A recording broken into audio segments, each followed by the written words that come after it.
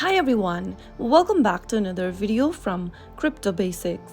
In today's episode, I'm going to be showing you how to enable two-factor authentication on COBO Wallet application. So without further ado, let's get started right away. So the first thing to do is to open your COBO Wallet application from your mobile device. Make sure that you're logged into your account as well, and then tap on the Me icon at the bottom right hand corner. Tap on Account and Security from your profile page and then tap on 2FA. Toggle on the button right next to Google 2FA. And now you will need to enter the verification code that will be sent to you via your email inbox.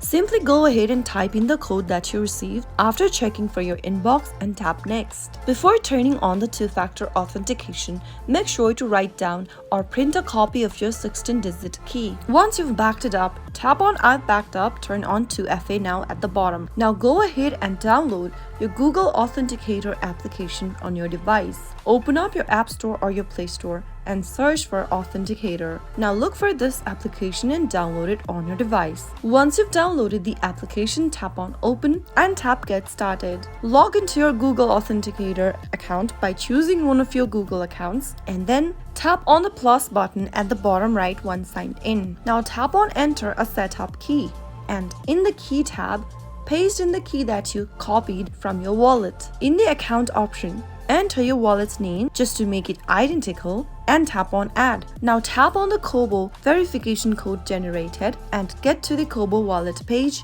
paste in the code, and you will be able to enable two-factor authentication for your COBO crypto wallet. 2FA is an effective way to prevent account intrusions when the account password is leaked. So that is how you can easily enable two-factor authentication on COBO crypto wallet. If you found the video to be helpful, go ahead and give us a thumbs up. Don't forget to subscribe to the channel by hitting the subscribe button. Also, press on the bell icon so that you'll never miss another upcoming upload from us. I'll be back again with the next video. Thank you for watching.